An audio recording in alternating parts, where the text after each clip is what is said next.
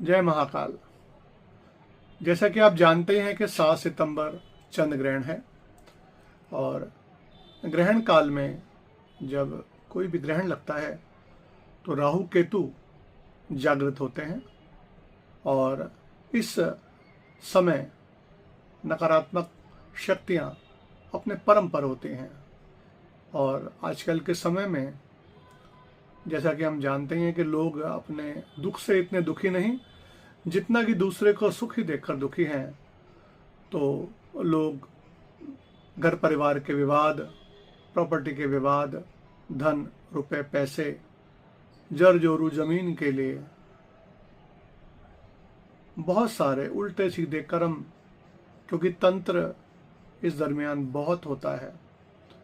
जो भी तंत्र के प्रमुख स्थान हैं वहाँ पर विशेष पूजा पाठ, जैसे कि गुवाहाटी में माता कामाख्या का मंदिर है और बीरभूम में, पश्चिम बंगाल में माता तारा का मंदिर है, माता बगलामुखी का मंदिर हिमाचल और अन्य स्थानों पर है। तो ऐसी जगहों में अनुष्ठान इत्यादि किए जाते हैं जिससे कि लोग जो हैं वो अपने मन की, जो उनके मन में अतृप्त इच्छाएं हैं उनको पूर्ण करने के लिए तांत्रिक क्रियाकलापों का सहारा लेते हैं। जैसे कि आप जानते ही हैं कि आजकल के समय में बहुत ज़्यादा तंत्र मंत्र के बारे में सुनने में आ रहा है, किसी ने ये कर दिया, किसी ने वो कर दिया। मैं सीधे पॉइंट के ऊपर आता हूँ कि इस दरमियान यदि तंत्र मंत्र आपको ऐसा लगता है कि भाई परिवार में किसी ने कुछ कर दिया है, कुछ समस्या हो गई है, तो उसको कैसे बचें, कैसे उसको दूर करें। सर्वोत्तम विधि जो बताई गई है कि इस समय जब ग्रहण काल हो पूरा, उस समय आप श्री हनुमान जी महाराज का सबसे पहले राम स्तुति का पाठ करने के बाद फिर आप श्री श्री सुंदरकांड का पाठ करें और पाठ के समापन पर आप संकट मोचन हनुमान अष्टक, को नहीं जानत है जग में कभी संकट मोचन नाम तिहारो, और इसके बाद आप पुनः श्री राम जी की स्तुति, श्री रामचंद्र कृपालु भजमन हरण बहु भय दारुणम, इसका पाठ करके मानसिक रूप से प्रभु से प्रार्थना करें कि प्रभु मेरे कष्टों को दूर करो। ग्रहण का जो पूरा काल है, इस काल में आपको श्री सुंदरकांड पाठ, श्री राम स्तुति और इसके साथ आप यदि संभव हो सके तो आप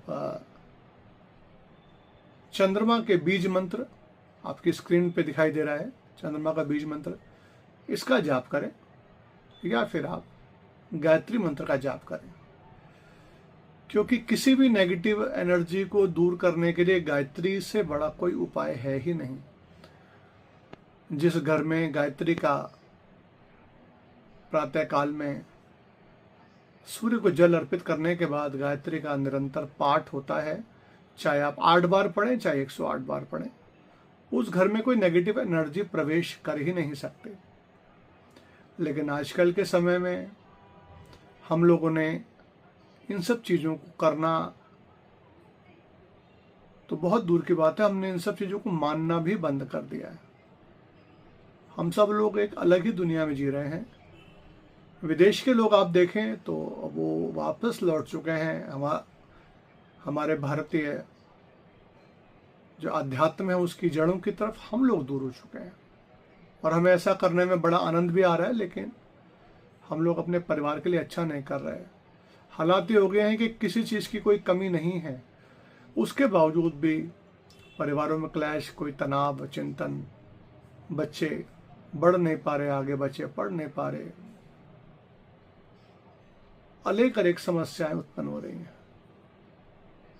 तो आपको जो मैंने नियम बताया कि ये जो ग्रहण है, चंद्र ग्रहण 7 तारीख को, 7 तारीख का जो ये जो चंद्र ग्रहण है, इसमें आप कैसे नेगेटिव एनर्जीज से बच सके। यदि किसी ने कुछ किया कराया है तो उसका प्रभाव आपके ऊपर ना पड़े, उसके लिए जो उपाय मैंने इस वीडियो में आपको दिया है उसको आप ज़रूर ध्यान से देखें।